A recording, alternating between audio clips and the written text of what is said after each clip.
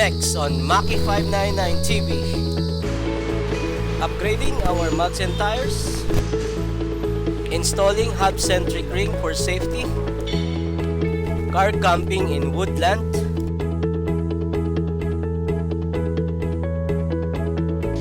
Mauulan na naman. My second drone crash. Cooking delicious food.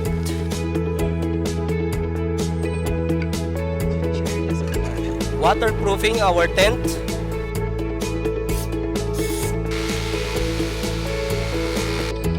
Kurt and Glenda played in the rain. And never before seen drone shot of the entire campground. So sit back, relax, and enjoy.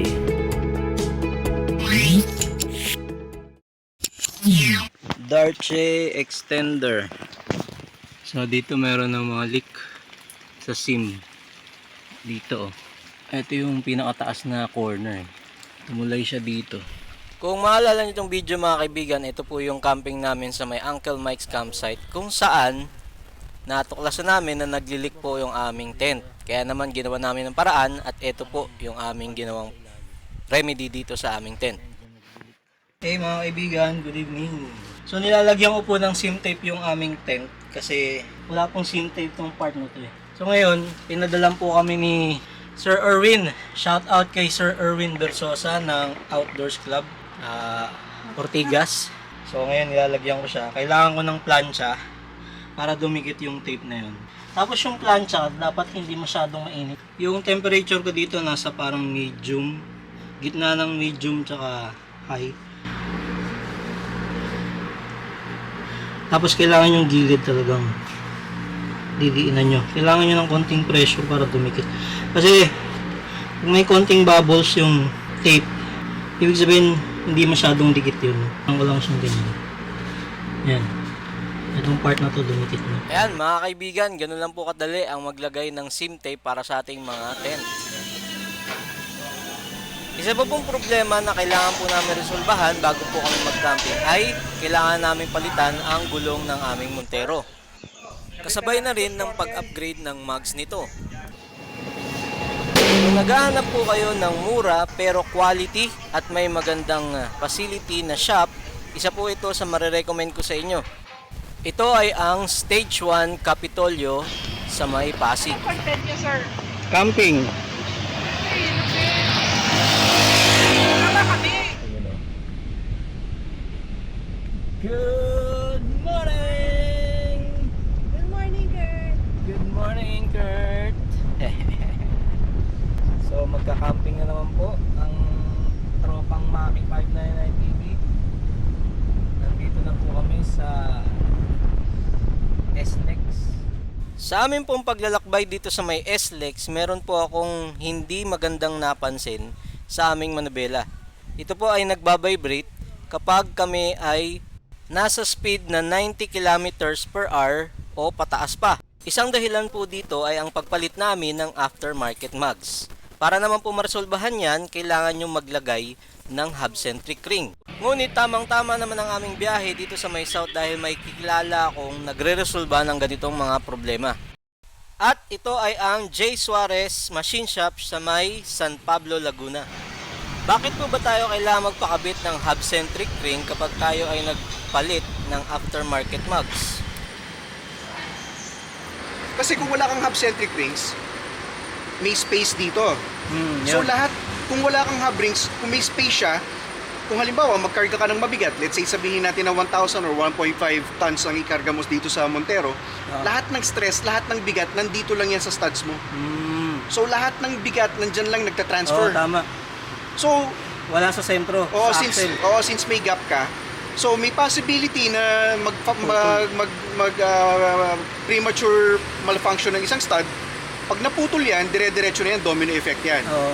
So since pagka may hub-centric ring ka na, lahat nakasakay dito sa hub ng rotors, walang stress yung studs mo. Yun. So ang main purpose na lang ng lug nuts mo at saka ng mugs mo, is para idikit na lang yung mugs dito sa rotors. Yun na lang ang purpose ng lug nuts mo. Okay. Then mamaya, ito torque natin. Ang torque na nilalagay natin dyan is 100 foot-pounds. So ibig sabihin, hindi lang pala para ma-eliminate yung vibration. Ang hub-centric rings is primarily for safety talaga ang main purpose niya. Okay. After effect lang niya or side effect lang niya na nai-eliminate niya ang vibration, kasi properly centered na yung wheel mo dito sa hub ng rotors. Tama. Itong hub kasi na to, extension to ng wheel bearings at saka ng rear axle. Okay. So lahat ng sentro, lahat ng bigat dapat talaga distributed dito. Kasi yan talaga ang purpose ng hub. Kaya pala yung mga stock na mugs, lapat na lapat dyan. Lapat na lapat. Okay. Yun talaga ang purpose. Oo. Kaya siya lapat na lapat dyan kasi nakarely yung Design siya talaga dun. nakarely yung center ng wheel mo dito sa hub mismo. Oo. Kaya yan, nandito lahat ng tibay, nandito lahat ng sentro, nandito lahat. Kasi extension nito, axle, bearings, then differential. Differential. Oo. So yun. yung ano mo sir, yung hub-centric ring mo, iba-iba depende sa brand. Oo, iba-iba ang sukat, depende sa brand, model, at saka authenticity ng mag wheels. Oo. Ngayon, in terms of sa sasakyan naman, iba-iba din ang sukat kasi let's say Mitsubishi, Toyota, Nissan. Nissan, Ford, Isuzu, magkakaiba na sukat ng hub yan. Oo. So sa 6x139.7, si Montero na ang may pinakamaliit na hub. Okay. Sa PCD 139.7 na may pinakamalaking sukat ng hub is Toyota. Toyota. Toyota Kaya yung Hilux. kanina, laki yung ano eh. Toyota Hilux, FJ Cruiser, Prado 150, Fortuner, Grandia, lahat yan, malaki yung ano niya, 106, malaki yung hub niya. Tsaka sir, di ba, pag halimbawa gusto mo pakabit, talagang dadalhin mo yung sakyan mo kasi Pwede rin naman nag-shipping, kaya lang it is recommended talaga na madala dito sa shop para ma-tailor fit talaga natin lapat eksakto. na lapat. Yun. Ito na yung rings natin. Suggestion eh. Ito na yung rings natin. Tignan mo, talagang ano yan, mainit-init pa. Oo. Bagong ano yan. Ito na yung hub-centric rings natin. Ang hub-centric rings natin is made from aluminum T6 6061. Okay. Aircraft grade material siya. Yun. Then same material siya dito sa mugs natin. Exact fit siya. Hindi siya yung katulad ng mga ready-made na pag pinasok mo kumakalog. Oo. Kasi nga tailor fitted siya. Then pagkakabit gamit ka lang ng rubber mallet. Okay. Iboy pakuha nga nung ano. Ginagamitan natin ng rubber mallet. Malit. After may kabit yung hub-centric ring, pansin ko yung pagiging stable ng steering ko. Pansin na pansin mo agad yung ano. Ko At mas naging responsive siya. Ayos. Good job, Sir Gerson. Kaya naman mga kaibigan, kung gusto nyo magpagawa ng hub-centric ring kay Sir Gerson Suarez, I will leave his contact details on the description box below.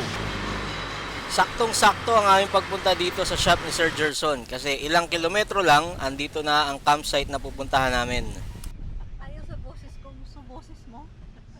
Kurt, 13 minutes away. At ito ay ang Camp Spotted Woods na located sa loob mismo ng Villa Escudero. GoPro, stop recording. GoPro, stop recording. GoPro, stop recording. GoPro, stop recording. GoPro.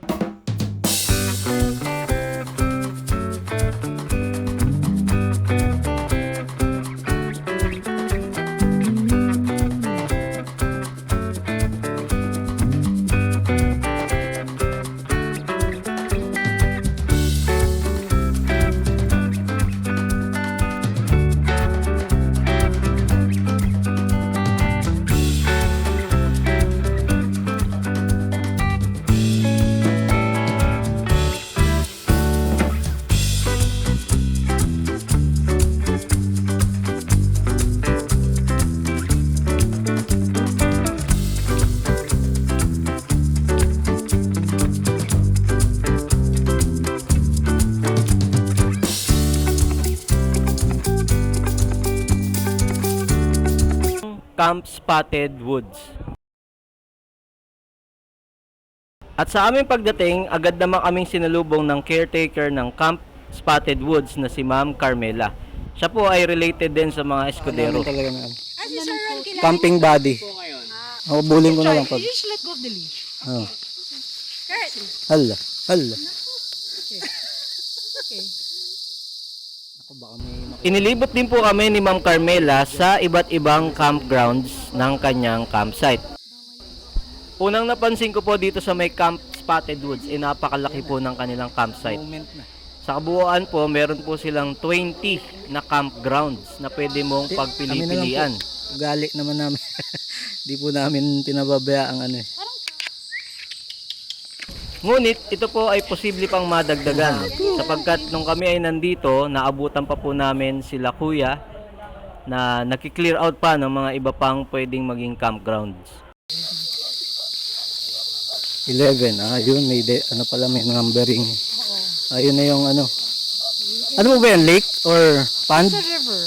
River siya. It's a river that feeds to the resort falls, the Oo. waterfalls where they eat. Okay. So that's part of the whole, ano. So this is, bawal ka dyan. Bawal mag-swimming po dyan. Medyo, it's deep and muddy. And Okay. guests freak out. So Hindi ideal. this is where they usually park the car. Okay. This Ito is maganda nga. Sa sobrang dami po ng campgrounds dito, nahirapan na rin po kami mamili. Kaya ang pinili po namin ay yung malapit na lang sa CR.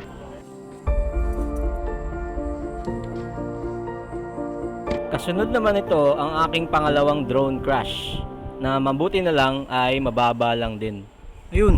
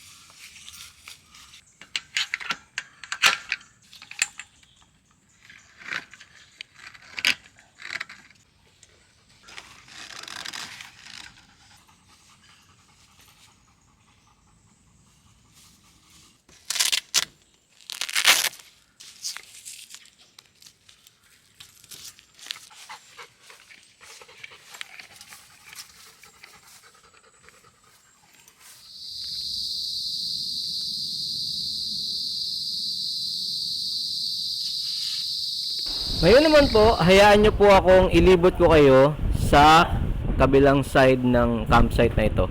So ito po yung malapit sa CR, malapit din po ang aming campsite. At dito po sa kanan, yan, papunta po yan dun sa mas marami pang campsite na nasa loob. Ang maganda po dito sa Camp Spotted Woods dahil po napakalaki ng kanilang campgrounds. Hiwa-hiwalay po ang magiging pwesto nyo rito. Naghihiwalay po sa inyo yung iba't ibang klase ng mga halaman at mga puno. Mabuti na lang din at nung pagdating namin ay wala pang masyadong campers kaya nakapaglaro-laro si Kurt at nakatakbo-takbo. Good boy. Give. Good boy. Ano ba yan? Ay, bitawan eh.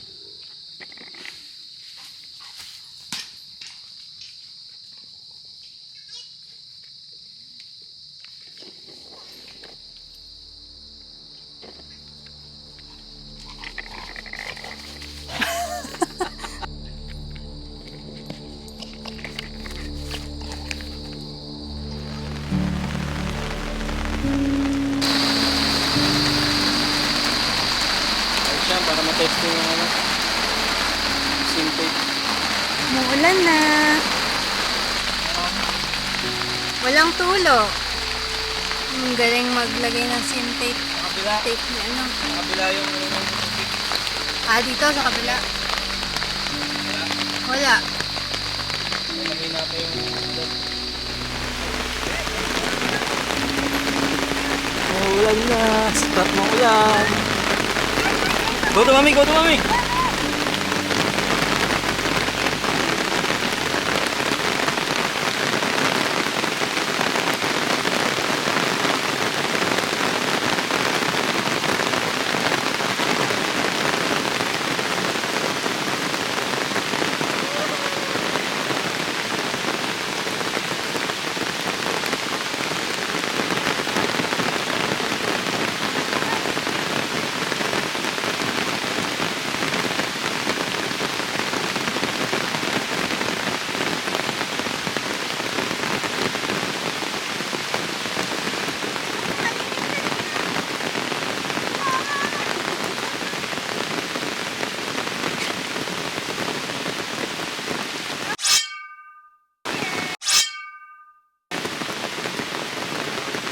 Ayos ka dyan, Mac.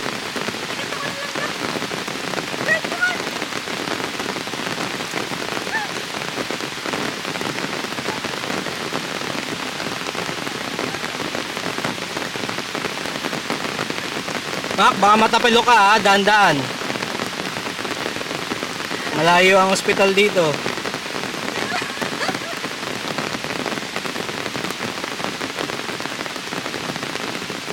Daan-daan. Madaling makapagpatapilok yung Crocs na yan.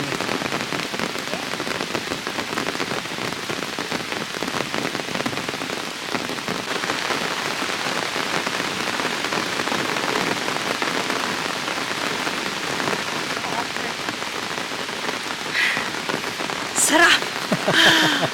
Ah. Oh, si Kurt, oh.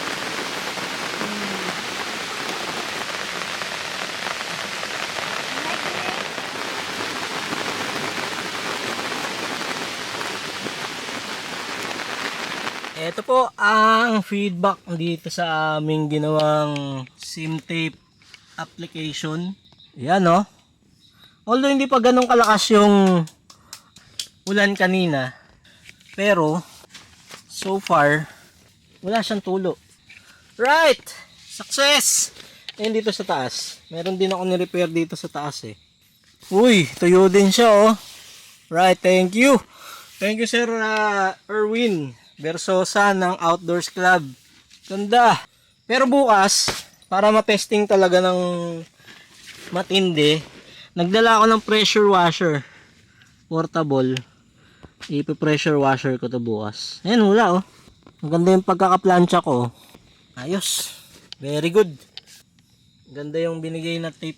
Galing pang Melbourne yung ano na yan, tape na yan. Sabi ni Sir Erwin. Wala akong masulat na basa eh. Kahit patak. Dito rin sa taas wala oh. Ito nabanat na kasi ito eh, kaya pero ngayon wala. Nilagyan ko rin ng tape. Itong batang to sold na. Nagawa niya na lahat. Yung swimming na lang hindi yata pwedeng liguan yung ano yun, yung ilog. Medyo ano raw, muddy, milky. Baka pag ano ka, kumunoy, parang kumunoy dating, lulubog ka na lang. Hindi naman sabi, pero more, ano? Oo, parang malambot. Murky. Murky pala. Malambot yung putik. Power station naman. Ito naman yung... Ito, na-upgrade ko na to. Okay. Dati po itong 84 AH, amp hour. Ngayon, ano na siya? 102 AH. Okay. Kung gusto nyo malaman sa perspective naman, kung halimbawa meron kang 95 watts na TV, katulad nung sa amin, dati kasi, 10 hours. Pwede mo siyang gamitin. Ngayon, ano na siya? Nadagdagan ng 2 oras. 12 hours pwede mong gamitin yung TV dire-diretso with full charge battery. Yan, na-upgrade ko na po yan. Pag in-upgrade kasi to, medyo matrabaho lang kasi babaklasin mo uli yan. Tapos, dinagdagan ko kasi ng battery. Ngayon, pag dadagdagan mo siya ng battery, ano po kasi kailangan, babaklasin mo lahat ng battery, babalance mo uli.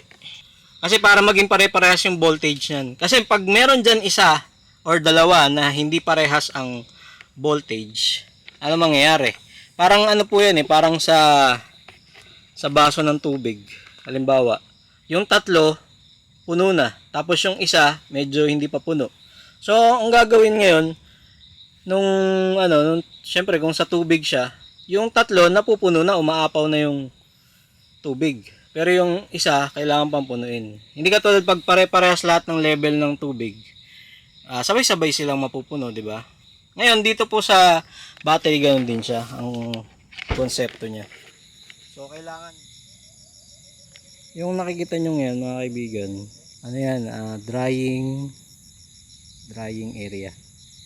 So, halimbawa, nabasa yung mga tent nyo, pwede nyo isampay dyan, di ba?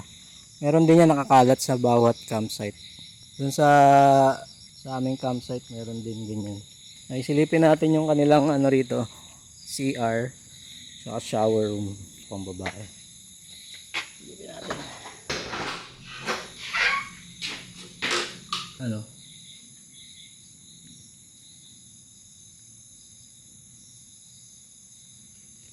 Ayan, pansinin nyo mga kaibigan, Kung mahilig kayo sa tunog ng mga ibon, iba-ibang klaseng tunog ng ibon maririnig nyo dito. Ganda, di ba? Very relaxing. Tapos, ito, ang daming puno. So, ibig sabihin yan, happy hormones, serotonin. Diba? Magre-release na magre-release. Kaya, ewan ko na lang kung hindi ka maging happy dito. Pakadaming fresh na oxygen. Yan. Ito sa bungad lang kami pumwesto. Ito yung entrance. Ito yung, ayan.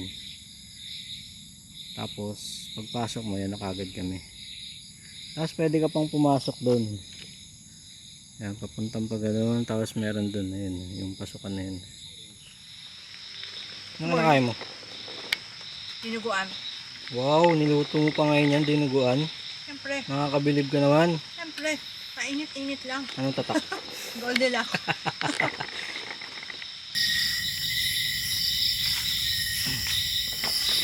Medyo wala lang hangin. Pero mas maginhawa na kaysa kanina kasi gabi na eh.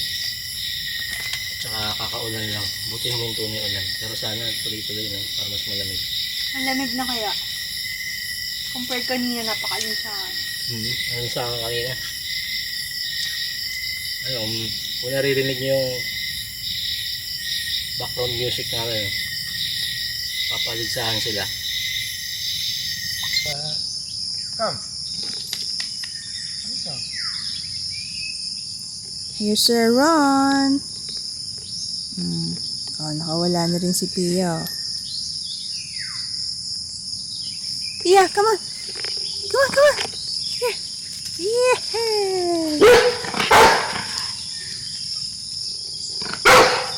Laki na ni Pia. Lagot ka sa daddy mo. Lagot ka kay daddy. Ah. Ngayon mo ah. Wait.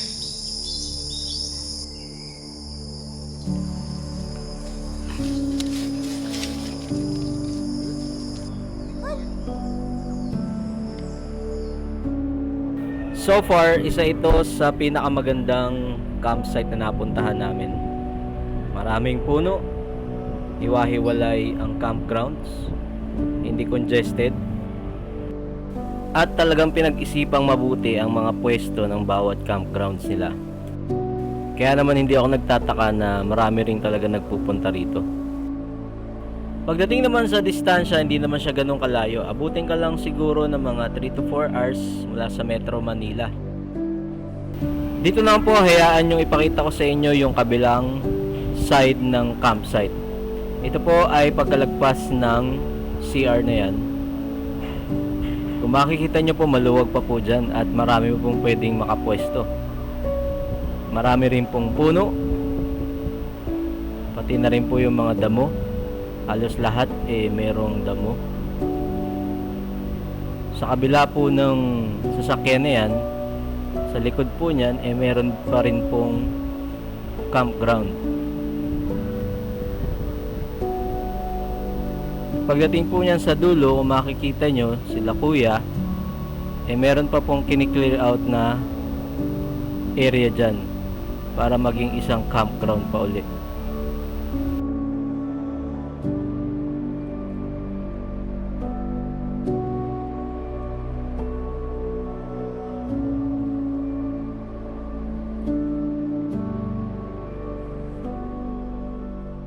Good morning! Good morning! Nagdatingan na po ang mga fellow campers. Ayan, dandami na nila.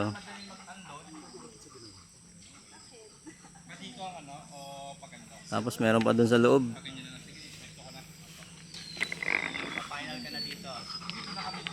Tocino, favorite. Tapos scrambled egg, oh. Good job, Kurt. It's so hot there. You don't stay here. Alam mo ganito si Kurt. Sinare niya sa ano natin, GC. Go to Ninong Ron. There's Ninong. Ajan jaman jam bakal ko to. Alam pa kaya alam. Selos si Pia, selos. Dami Selos. ko kisses oh. Dami kisses oh. Chon. Toto. Bakit kot na palalam ko. Oh, kasi din siya pala ikaw pa. Kasi Hindi ihi na na si ihi Pia. si Pia. Hindi na love si Pia, ihi daw ihi. Ala, umiyak na. Dito na lang daw siya sa akin. Sa akin ka na lang. Ang palit kay ni Kurt. Nako, Ay, nagsilas may iihi na naman sa bahay. Ayaw mo. Ayaw.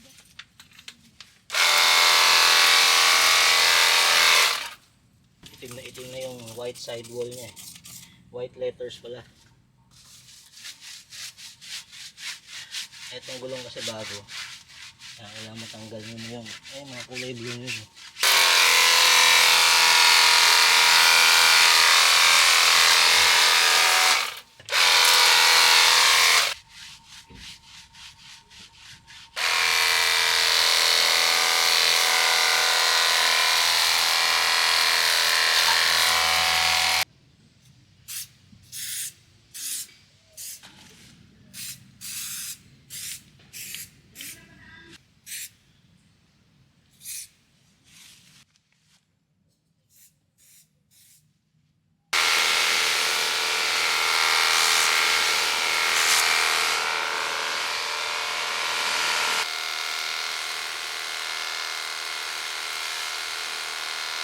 Pelant. Yan. Ganda naging resulta mga kaibigan. Ayan, wala. Right. Thank you kay Sir Erwin Bersosa sa pag provide niya sa amin ng SIM tape.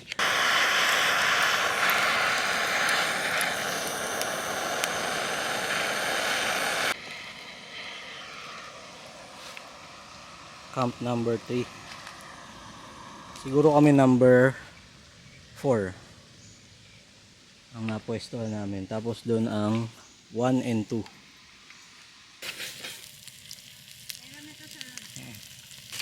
Para dun sa ano. Kumukulo-kulo ah. Oo, sarap yan. Ayan.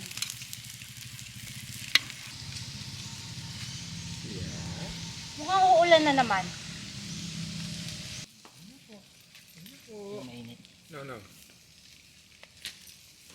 Kain po.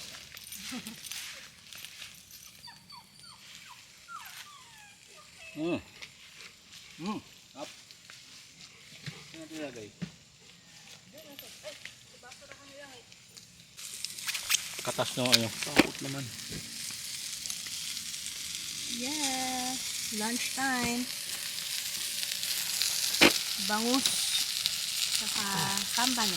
Chili kambano. Sisi tahong. Abi, ang sarap naman ito. Thank you. Anong ginawa mo? Yeah. Ay, namumulutan na. Tapos lumililim na kasi mukhang uulan na naman. Sarap. Ligo ka ulit, Kurt? Ligo ulit tayo sa ulan. Kurt? Do you know, Kurt, that at your back, about 50 steps away, you can see something that you really like. No.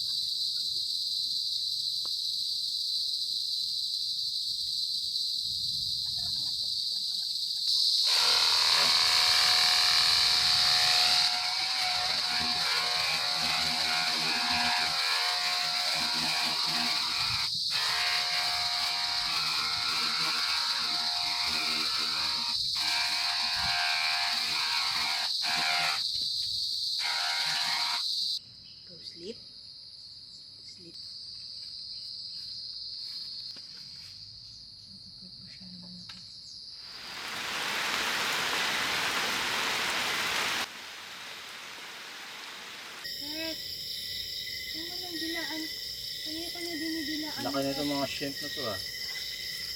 Tiger ano ba to? Na-issue dito. Ang ingay mo. Gusto mo ng emotional Ingay. resilience, Kurt? Kaya sa ibang camper.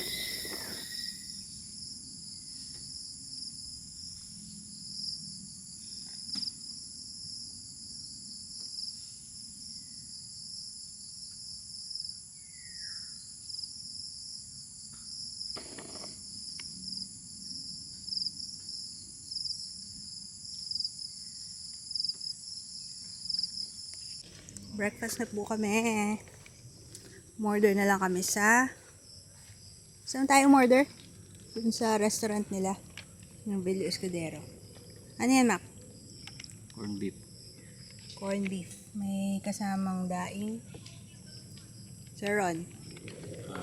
Pares kami Sir Ron eh. Tosilog. May kasama po siyang replacement of chocolate to hot coffee. Fish meat talaga. Substitute. Free naman ang coffee nila dun. Kasama, complimentary siya dun sa breakfast. Pwede na. Sarap. Hindi. Luma daw menu na yun. Narinig Oo siguro nga eh. nila kaya. Good. I can imagine, yeah. Kaya nga thoughtful. This is thoughtfully designed. Na-challenge lang kami sa medyo ants. Ay, sorry. Yeah. But yung staff, hotel service talaga. No? 5 species of ants daw dito. We should discipline lang the campers not to be dropping stuff on the ground, mga food kasi yun ang nakaka-attract eh. Bango ah. Bango talaga ng CR nila.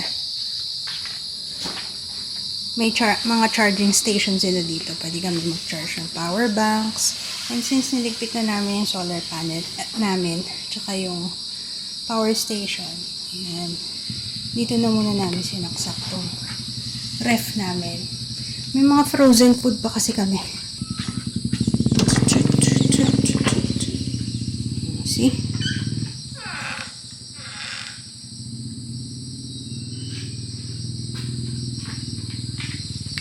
Nalulungkot ba si Kurt? Oo. Pauwi na kami eh.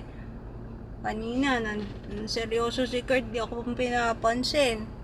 Paano? Ayaw pa yata umuwi. Sinakay ng daddy niya dito, iniwan siya. Naligo. Oh, naka-aircon ka naman. Ha? Kurt? Uy, pansinin mo ako. Uy. Uy. Ayaw mo pansinin, no? Nayasan ako. Bye-bye! Pauwi na kami. Yung service nila dito pang hotel, ano? Ganda ng experience. Oo. Very respectful. Oo, maganda yung service nila rito. Very nice service. As in, yung pang hotel talaga yung ano nila. Lahat nakasmile. Wala kang Oo. makikita ang kasimangot. Oo, Wala kang makikita ang abusangot. tama.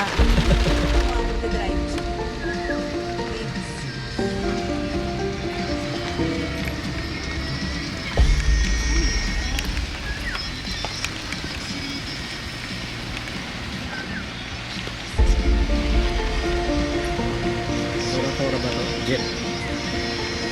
Tora-tora.